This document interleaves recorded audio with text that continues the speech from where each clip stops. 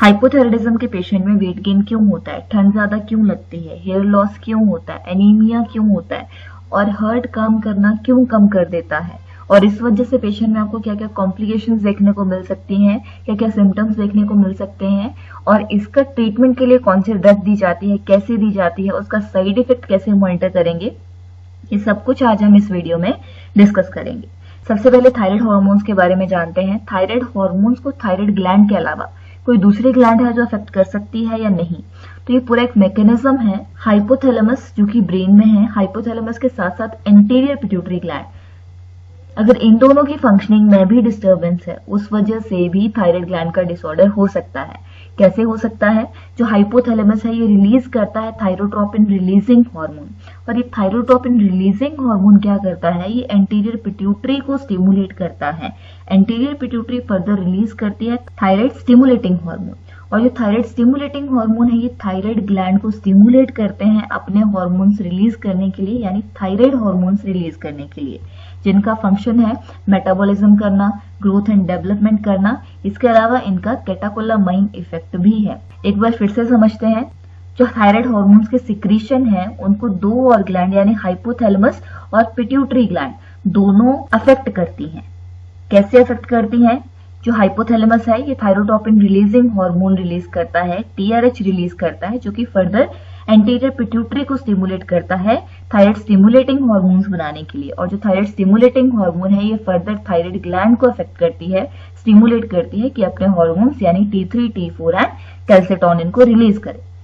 अगर हाइपोथैलेमस की फंक्शनिंग में कोई डिस्टर्बेंस है या एंटीरियर पिट्यूटरी ग्लैंड की फंक्शनिंग में कोई डिस्टर्बेंस है, उस वजह से आपको क्या देखने को मिल सकता है कि अगर इन दोनों ग्लैंड की फंक्शनिंग इंक्रीज हो गई है, उस वजह से हार्मोन्स भी ज्यादा रिलीज होंगे, टीआरएच ज्यादा रिलीज होगा, टीएसएच ज्यादा रिलीज होगा, जिस वजह से थायराइड ग्लैंड भी ज्यादा हार्मोन्स बनाएगी। अगर इनकी फंक्शनिंग कम हो गई है, उस वजह से थायराइड हार्मोन्स भी कम बनेंगे। सबसे पहले थायराइड ग्लैंड के स्ट्रक्चर को समझते हैं। थायराइड ग्लैंड हमारी लार्जेस्ट एंडोक्राइन ग्लैंड का टाइप है।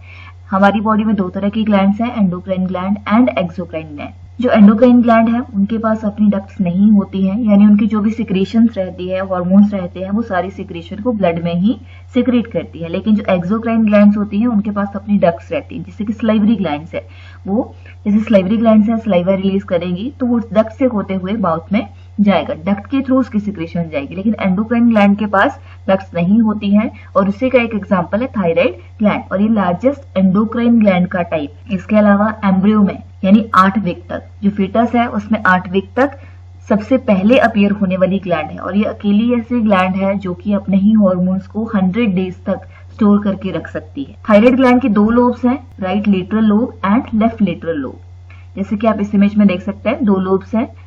इसके अलावा इनको कनेक्ट करने वाला जो स्ट्रक्चर है, जो बीच में स्ट्रक्चर दिख रहा है, ये इस्थमस है। जो थायराइड ग्लैंड है फॉलिकल्स और स्ट्रोमल टिश्यूज की बनी हुई है। अब ये लैरिंग्स के आगे और थोड़ा नीचे की साइड को यानी एंटीरियर एंड इंफीरियरली प्रेजेंट है। थायराइड हार्मोन्स थायराइड ग्लैंड कौन कौन से हार्मोन्स रिलीज करती है? तो ये 3 हार्मोन रिलीज करती है।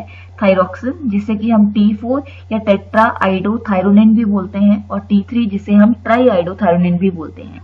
इसके अलावा एक एक्स्ट्रा हार्मोन है जो कि है थायरोकैल्सिटोनिन TCT, जो हमारा कैल्शियम लेवल मेंटेन करके रखने में हेल्प करता है ब्लड में। थायराइड हार्मोन्स के फंक्शन क्या क्या है, इसी के बेसिस पे हम जान पाएंगे कि जब थायराइड ग्लैंड की फंक्शनिंग कम हो रही है, थायराइड हार्मोन्स कम हो रहे हैं, तो कौन कौन से हमारी बॉडी के सिस्टम पे या फंक्शन पे इफेक्ट पड़ेगा। जो थायराइड हार्मोन्स हैं उनका मेन फंक्शन है हमारी बॉडी में मेटाबॉलिज्म या बेसल मेटाबॉलिक रेट को मेंटेन करके रखते हैं। तो जैसे ही थायराइड हार्मोन्स कम होंगे उस वजह से BMR भी आपको डिक्रीज देखने को मिलेगा, यानी पेशेंट की बॉडी में मेटाबॉलिज्म बहुत स्लो हो जाएगा।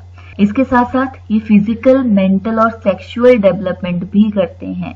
इसीलिए अगर बच्चों में डिक्रीज होते हैं उस वजह से उनकी मेंटल, फिजिकल और सेक्सुअल डेवलपमेंट जो है वो आपको अफेक्टेड देखने को मिल सकती है। इसके साथ साथ RBC फॉर्मेशन में भी सपोर्ट करते हैं, रेड ब्लड सेल्स बनाने में भी हेल्प करते हैं। मेटाबॉलिज्म को कंट्रोल करते हैं कार्बोहाइड्रेट्स, फैट्स और प्रोटीन्स की। इसके अलावा वाटर और इलेक्ट्रोलाइट बैलेंस मेंटेन करके रखने में भी हेल्प करते हैं, क्योंकि हमारे हार्ट की फंक्शनिंग को भी इफेक्ट करते हैं। कैसे इफेक्ट करते हैं? जो हमारे थायराइड हार्मोन्स हैं उनका आइनोट्रोपिक और क्रोनोट्रोपिक इफेक्ट है।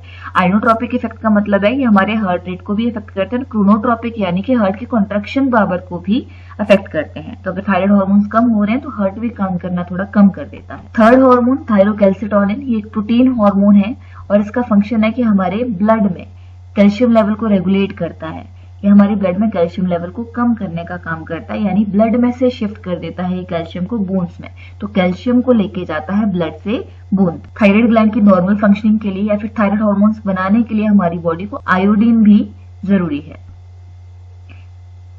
नेक्स्ट हम अपनी डिजीज कंडीशन डिस्कस करते हैं। First definition, hypothyroidism. हाइपोथायराइडिज्म क्या है? जब भी T3 और T4 का लेवल डिक्रीज हो जाएगा बॉडी में, उसे आप बोलेंगे हाइपोथायराइडिज्म।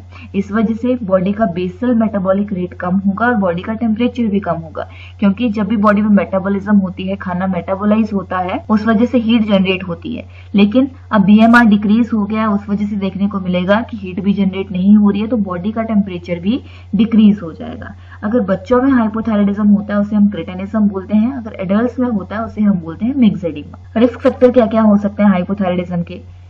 ज्यादातर 20 to 30 ईयर ऑफ एज में ये देखने को मिला है। इसके साथ साथ फीमेल्स में ज्यादा होता है, मेल फीमेल रेशियो है 1:5। इटियोलॉजी, कॉजेज क्या क्या हो सकते हैं हाइपोथायराइडिज्म के? Iodine and tyrosine deficiency. Tyrosine एक अमाइनो एसिड है। आयोडीन और टायरोसिन हमें चाहिए नॉर्मल अमाउंट में थायराइड हार्मोन्स बनाने के लिए, लेकिन अगर इनकी डेफिशिएंसी हो रही है उस वजह से थायराइड हार्मोन्स की प्रोडक्शन भी कम हो जाएगी और पेशेंट में आपको हाइपोथायराइडिज्म देखने को मिलेगा। या फिर अगर सुप्रेसिंग ट्यूमर्स हैं हाइपोथैलेमस के, पिट्यूटरी ग्लैंड के या फिर थायराइड ग्लैंड के। अब सुप्रेसिंग ट्यूमर्स का मतलब है कि ब्रेन में या फिर हमारे नेक रीजन में कोई ट्यूमर है जिसकी वजह से ये तीनों ग्लैंड सुप्रेस हो रही है और अपने हार्मोन्स को रिलीज नहीं कर पा रही हैं, यानी T3 T4 को रिलीज नहीं कर पाएंगे, जिस वजह से पेशेंट में आपको फर्दर हाइपोथायराइडिज्म देखने को मिलेगा। या फिर पेशेंट की थायराइड ग्लैंड रिमूव कर दी गई है, थायरेक्टमी की गई है, सीवियर इन्फेक्शन के केस में भी देखने को मिल सकता है। साथ साथ में कुछ ड्रग्स हैं जिनकी वजह से हो सकता है, जैसे कि लिथियम है। लिथियम के अलावा अगर थायराइड कम करने वाली, थायराइड हार्मोन्स को कम करने वाली मेडिसिन दी गई है, एंटी थायराइड मेडिकेशन दी गई है हाइपरथायराइडिज्म को ट्रीट करने के लिए, जैसे कि प्रोपाइल थायोरेसिल है या मिथिमाजोल है। अगर ये ड्रग्स पेशेंट को जा रही है जो कि थायराइड हार्मोन्स का लेवल कम करती है, तो ऐसा साइड इफेक्ट देखने को मिल सकता है कि पेशेंट में हाइपोथायराइडिज्म हो रहा है। इसके अलावा पोल्ट्री प्रोडक्ट्स जिनमें कि कैल्शियम बहुत ज्यादा होता है, उस वजह से भी आपको हाइपोथायराइडिज्म पेशेंट में देखने को मिल सकता है। इसके अलावा हाशिमोटो थायराइडाइटिस। अब हाशिमोटो थायराइडाइटिस क्या है? थायराइटिस यानी कि इन्फ्लामेशन ऑफ थायराइड ग्लैंड। किस वजह से हो रही है? एक ऑटो इम्यून कंडीशन है। ऑटो इम्यून का मतलब है पेशेंट की इम्यूनिटी ही पेशेंट की थायराइड ग्लैंड को हार्म करेगी। कैसे हार्म करेगी? ऑटो एंटीबॉडीज बनती है। ऑटो इम्यून कंडीशन है जिस वजह से ऑटो एंटीबॉडीज बनेगी। किसके अगेंस्ट बनेगी? जो हमारी थायराइड ग्लैंड है उसमें फॉलिक्यूलर सेल्स जो है उनके अगेंस्ट ऑटो एंटीबॉडीज बनती हैं और वो थायराइड ग्लैंड के सेल्स को अटैक करके वहां पे इन्फ्लामेशन करती है, साथ साथ में उसे डिस्ट्रक्ट भी करती है, जिस वजह से थायराइड ग्लैंड के सेल्स जो है वो डिस्ट्रॉय होंगे। सेल डिस्ट्रॉय होने की वजह से वो अपना फंक्शन नहीं कर पाएंगे, यानी हार्मोन्स को रिलीज नहीं कर पाएंगे और पेशेंट में आपको हाइपोथायराइडिज्म देखने को मिलेगा। इसके अलावा अगर CTLA यानी cytotoxic T lymphocyte antigen 4 gene में पॉलीमॉर्फिज्म है, उस वजह से भी देखने को मिल सकती है। सेलेनियम डेफिशिएंसी की वजह से अमायोड्रोन जो कि एक एंटी एरिथमिक ड्रग है, इसका साइड इफेक्ट भी है हाइपोथायराइडिज्म। इसके अलावा ड्यूरिंग प्रेगनेंसी हो सकती है, यानी जेस्टेशनल हाइपोथायराइडिज्म। अब प्रेगनेंसी के टाइम पे हार्मोन्स का लेवल क्यों अल्टर कर सकता है? थायराइड हार्मोन्स का, क्योंकि प्रेगनेंसी में थायराइड बाइंडिंग ग्लोबुलिन्स जो है उनका नंबर इंक्रीज हो जाता है, जो कि थायराइड हार्मोन्स के साथ बाइंड कर जाते हैं और उनकी फंक्शनिंग को कम कर देते हैं। थायराइड बाइंडिंग ग्लोबुलिन्स का नंबर इंक्रीज कर जाता है, इस वजह से जेस्टेशनल हाइपोथायराइडिज्म देखने को मिल सकता है। अब ये दो तरह का हो सकता है, प्राइमरी और सेकेंडरी। प्राइमरी कंडीशन आप किसे बोलते हैं? यानी जिस ऑर्गन का या जिस ग्लैंड का डिसऑर्डर है उसकी वजह से हो रहा है, उससे हम बोलेंगे प्राइमरी हाइपोथायराइडिज्म। जैसे कि ये डिसऑर्डर है थायराइड ग्लैंड का, तो अगर थायराइड ग्लैंड की फंक्शनिंग जो है वो डिस्टर्ब हुई है, थायराइड ग्लैंड अपना प्रॉपर फंक्शन नहीं कर पा रही है, हार्मोन्स को रिलीज नहीं कर पा रही है, तो उसे आप बोलेंगे प्राइमरी हाइपोथायराइडिज्म। लेकिन जैसा कि हमने देखा इसके अलावा दो और ग्लैंड है जिसकी वजह से थायराइड हार्मोन्स की सिक्रीशन या रिलीज जो है वो इफेक्ट हो सकता है। हाइपोथैलेमस, साथ साथ में एंटीरियर पिट्यूटरी ग्लैंड जो कि रिलीज करते हैं thyrotropin releasing hormone and TSH। अगर रेगुलेटिंग हार्मोन्स नहीं बन रहे हैं, अगर रिलीजिंग हार्मोन्स नहीं बन रहे हैं, स्टिमुलेटिंग हार्मोन्स नहीं बन रहे हैं, उस वजह से थायराइड ग्लैंड स्टिमुलेट नहीं होगी और अपने हार्मोन्स को रिलीज नहीं कर पाएगी। उस वजह से अगर हाइपोथायराइडिज्म होगा उससे आप बोलेंगे secondary hypothyroidism. Sign and symptoms क्या क्या देखने को मिलेंगे, जैसे कि थायराइड ग्लैंड का मेन फंक्शन है कि वो हमारे बेसल मेटाबॉलिक रेट को मेंटेन करके रखती है, लेकिन अगर हार्मोन्स नहीं बन रहे हैं तो बेसल मेटाबॉलिक रेट भी कम हो जाएगा, मेटाबॉलिज्म कम हो जाएगा और उस वजह से फर्दर हीट बॉडी में नहीं बनेगी। अगर हीट बॉडी में नहीं बन रही है तो पेशेंट की बॉडी ठंडी रहेगी और ज्यादा कोल्ड टॉलरेट नहीं कर पाएगी, इसलिए पेशेंट में आपको कोल्ड इंटॉलरेंस देखने को मिलेगी। मेटाबॉलिज्म कम हो रहा है, मेटाबॉलिज्म नहीं हो रहा है तो बॉडी में हीट नहीं बन रही है, हीट नहीं बन रही है तो पेशेंट की बॉडी ऑलरेडी ठंडी है। अगर ठंडी है तो और ज्यादा ठंड को टॉलरेट नहीं कर पाएगी, पेशेंट में कोल्ड इंटॉलरेंस देखने को मिलेगी। पेशेंट में एनीमिया होगा। अब एनीमिया क्यों होगा, रेड ब्लड सेल्स का काउंट कम हो रहा है क्योंकि मेटाबॉलिज्म स्लो है, मेटाबॉलिज्म कम है तो ऑक्सीजन की डिमांड भी कम है, तो इसलिए बॉडी आरबीसीज बनाना कम कर देती है, जिस वजह से पेशेंट में एनीमिया होता है। प्रोटीन्स मेटाबोलाइज नहीं हो रहे हैं, उस वजह से ड्राई हेयर, इजिली प्लकेबल हेयर और ड्राई स्किन देखने को मिल सकते हैं, क्योंकि स्किन के लिए और हेयर के लिए प्रोटीन्स बहुत ही ज्यादा जरूरी हैं और इनको प्रोटीन नहीं मिल रहा है, इस वजह से दोनों ही ड्राई होंगे और हेयर जो होंगे वो इजीली प्लकेबल होंगे। साथ में पेशेंट में आपको एलोपेशिया भी देखने को मिल सकता है, हेयर फॉल भी देखने को मिल सकता है। अर्थरोस्क्लेरोसिस किस वजह से हो रहा है, क्योंकि फैट मेटाबोलाइज नहीं हो रहा है, इसलिए बॉडी में स्टोर हो रहा है और अगर ब्लड वेसल्स में स्टोर हो रहा है, प्लाक बन रहे हैं, उसे आप बोलेंगे अर्थरोस्क्लेरोसिस। ब्रेडिकार्डिया, जैसा कि हमने पहले भी देखा कि जो थायराइड ग्लैंड के हार्मोन्स हैं T3 T4 हैं, उनका फंक्शन था, उनका आइनोट्रोपिक और क्रोनोट्रोपिक फंक्शन भी था, यानी जो हार्ट रेट है और हार्ट की कॉन्ट्रैक्शन पावर है उसको अफेक्ट करते हैं। लेकिन अब हार्मोन्स कम हो गए तो हार्ट रेट भी कम हो जाएगा और कॉन्ट्रैक्शन पावर भी कम हो जाएगी, जिस वजह से पेशेंट में आपको ब्रेडिकार्डिया देखने को मिलेगा। अब ब्रेडिकार्डिया है, हार्ट इफेक्टिवली पंप नहीं कर पा रहा है तो बॉडी में ज्यादा फ्लूइड, ब्लड वेसल्स में ज्यादा फ्लूइड इकट्ठा हो रहा है, जिस वजह से प्रेशर इंक्रीज हो रहा है, यानी हाइपरटेंशन हो रही है। मेटाबॉलिज्म स्लो है, उस वजह से कॉन्स्टिपेशन देखने को मिलेगी। साथ में अब तीसरा हार्मोन जो था कैल्सिटोनिन, उसका फंक्शन था कि ब्लड में से कैल्शियम लेके जाएगा वो बोन्स में, लेकिन अब हार्मोन्स कम हो गए, उस वजह से ब्लड में से कैल्शियम नहीं जा रहा है बोन्स में, तो पेशेंट में आपको हाइपर कैल्सीमिया देखने को मिलेगा। तो कॉन्स्टिपेशन के दो रीजन हो सकते हैं, एक हाइपर कैल्सीमिया, ब्लड में कैल्शियम लेवल का इंक्रीज होना, उसकी वजह से भी कॉन्स्टिपेशन होती है, और फर्दर पेशेंट का मेटाबॉलिज्म स्लो है, उस वजह से भी कॉन्स्टिपेशन देखने को मिलेगी। बच्चों में मेंटल ग्रोथ उतने अच्छे से नहीं होगी, इसलिए मेंटल रिटार्डेशन देखने को मिल सकती है। एडल्ट्स में लेथार्जी होगी, थकान रहेगी क्योंकि मेटाबॉलिज्म स्लो है, एनर्जी नहीं मिल रही है, फैट इकट्ठा हो रहा है, उस वजह से वेट गेन होगा। प्रोटीन्स नहीं मिल रहे हैं तो मसल वीकनेस होगी, फटीग होगी, ब्रेन को ऑक्सीजन नहीं मिल रही है, मेटाबॉलिज्म स्लो है, उस वजह से नींद ज्यादा आएगी। सेक्सुअल डेवलपमेंट के लिए भी रिस्पॉन्सिबल है थायराइड हार्मोन्स, इस वजह से सेक्सुअल डिस्टर्बेंसेस भी देखने को मिलेंगे। एडल्ट में आपको मिक्सेडिमा भी देखने को मिलेगा। अब मिक्सेडिमा का मतलब है जो पेशेंट का फेस है वो पफी होगा, यानी उसमें फ्लूइड इकट्ठा होगा। क्यों इकट्ठा होगा, क्योंकि हार्ट फंक्शन नहीं कर रहा है, हार्ट फर्दर ब्लड को पंप नहीं कर पा रहा है, जिस वजह से बॉडी में फ्लूइड इकट्ठा होना शुरू हो जाएगा और ज्यादातर फेस पे एडिमा देखने को मिलेगा। इसके अलावा ग्वाइटर हो सकता है। ग्वाइटर का मतलब है कि जो पेशेंट की नेक में थायराइड ग्लैंड है उसकी एनलार्जमेंट हो गई है।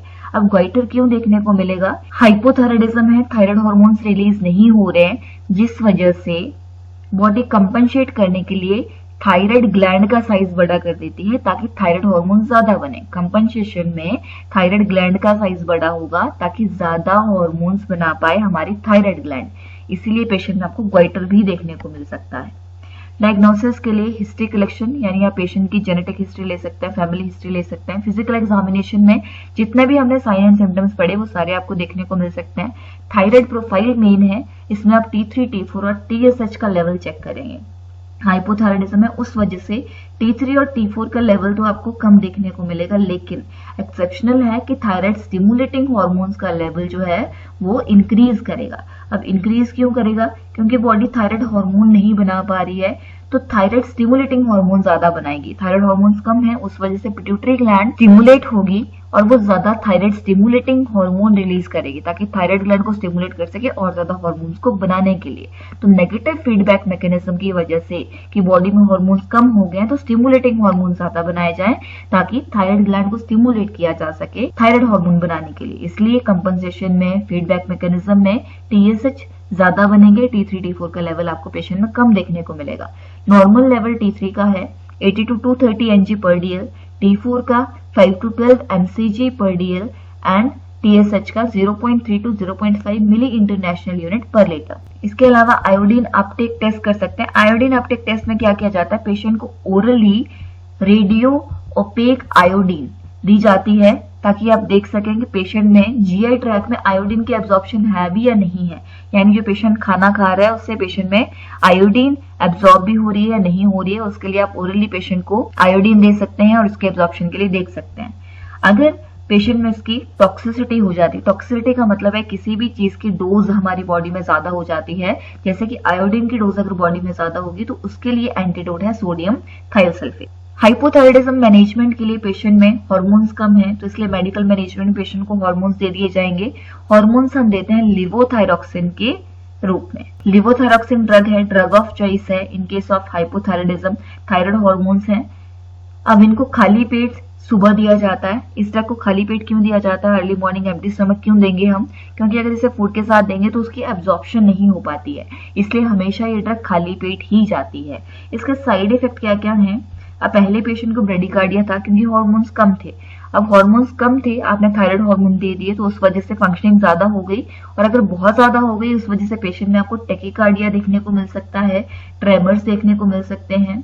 इसके अलावा जो दूसरी ड्रग है दी जा सकती है वो है सिंथायराइड। डाइट में पेशेंट में मेटाबॉलिज्म स्लो है तो इसलिए पेशेंट को कैलोरीज कम जाएंगी, प्रोटीन कम जाएगा, फैट कम जाएगा, कार्बोहाइड्रेट्स कम जाएंगे। फ्लूइड ज्यादा देना है ताकि पेशेंट का मेटाबॉलिज्म अच्छे से हो सके। फाइबर डाइट ज्यादा देनी है ताकि कॉन्स्टिपेशन को आप रिलीव कर सके।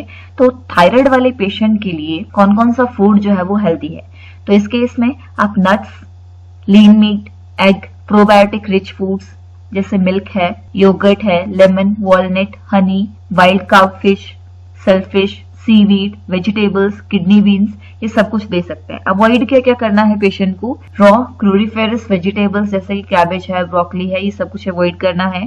फ्लोरिडेटेड वाटर जिसमें कि फ्लोराइड ज्यादा है अवॉइड करना है, कैफीन अवॉइड करनी है, अल्कोहल अवॉइड करना है, सोया फूड अवॉइड करना है, fast food, carbonated soft drinks. इसके अलावा जिनमें शुगर लेवल ज्यादा है वो सारी चीजें पेशेंट को अवॉइड करनी है। इसके अलावा जैसे कि पेशेंट की बॉडी जो है ऑलरेडी ठंडी है, कोल्ड है, टेम्परेचर लो है, तो उसमें आप पेशेंट को वार्म एनवायरनमेंट देंगे। साथ साथ में वेट गेन हो रहा है तो उसके लिए भी वेट रिडक्शन टेक्निक्स जो है पेशेंट को सिखा सकते हैं, कौन कौन सी एक्सरसाइज करनी चाहिए या कोई एक्सरसाइज प्रोग्राम उसको ज्वाइन करना चाहिए। कॉम्प्लिकेशंस में मिक्स्ड एडिमा कोमा है। मिक्स्ड एडिमा कोमा का मतलब है एकदम से पेशेंट में बहुत जल्दी हार्मोन्स का लेवल कम हो गया, sudden and severe deficiency of T3 and T4।